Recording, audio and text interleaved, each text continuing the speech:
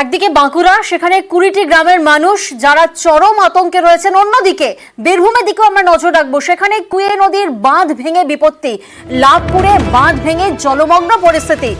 যে ছবি আপনাদেরকে দেখাচ্ছি, বীরভূমের লাভপুর, সেখানে বাঁধ ভেঙে বিপত্তি। প্রতিনিধি ইন্দ্রজিৎ এই মুহূর্তে আমাদের সঙ্গে রয়েছেন। ইন্দ্রজিৎ, এর জেরে অর্থাৎ এই যে কুয়ে নদীর বাঁধ ভেঙে গেছে, তার জেরে প্রায় কতগুলো গ্রাম ক্ষতিগ্রস্ত হয়েছে এবং প্রশাসনের তরফ থেকে কি কোনো ব্যবস্থা নেওয়া হচ্ছে? একদম যেটা বলে রাখবো, লাভপুরের যে কুয়ে নদী, সেই কুয়ে নদীর কিন্তু বাঁধ আজ সকালেই ভেঙে গেছে এবং ইতিমধ্যে ওখানে প্রশাসনের পক্ষ থেকে লোকজন পৌঁছে গেছে। 7 থেকে 8টি গ্রাম এখনো পর্যন্ত জলমগ্ন হয়ে পড়েছে। তার মধ্যে ছিপা অঞ্চলেরই চতুর্ভুজপুর, খাঁপুর থেকে শুরু করে আরো বেশ কিছু গ্রাম, সেই গ্রামগুলো কিন্তু জলমগ্ন হয়ে পড়েছে। প্রশাসনের পক্ষ থেকে ইতিমধ্যে স্পিডবোট এবং নৌকা নামানোর প্রচেষ্টা চলছে, কারণ ওই গ্রামগুলির সঙ্গে কোনোভাবেই যোগাযোগ করা যাচ্ছে না।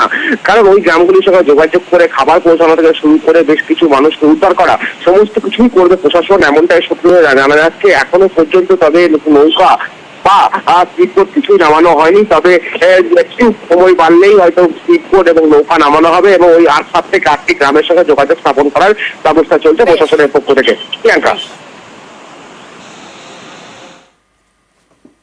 ঠিবা গ্রামের লোক প্রচুর আতঙ্কিত, যে বড় সড়ো একটা বাঁধ ভাঙন ধরেছে, তাই এই জলের গ্রামে ঢুকে গিয়েছে।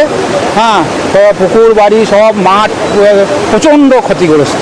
এখানে আমাদের ঠিবা গ্রাম মেন, তারপরে হরিপুর, জয়চাঁদপুর, চতুর্ভুজপুর, উদ্ধার কান্দরকুলো, তারপর খাঁপুর, সব এই জলের প্লাবিত। এই কালকে বাঁধের কাজ মেরামত করা হয়েছে। গ্রামবাসী থেকে, ইরিগেশন দপ্তর থেকে, বিডিও সাহেব, আমাদের বিধায়ক সাহেব থেকে সবাই, আমরা আমাদের ব্লক নেতৃত্ব থেকে, আমাদের অঞ্চল নেতৃত্ব থেকে সবাই ছিল। তাও আমরা রক্ষা করতে পারলাম না। বাঁধটা ভেঙে গেছে আজকে ভোর 4:30টার দিকে, ভোরের দিকে। আমাদের গ্রাম পঞ্চায়েতের পক্ষ থেকে মাইকিং করা হচ্ছে যে যারা আছে তারা যেন ত্রাণ শিবিরে গিয়ে আশ্রয় নেয়, আর তাদের খাওয়া দাওয়া, তিরপলের ব্যবস্থা আমরা করছি।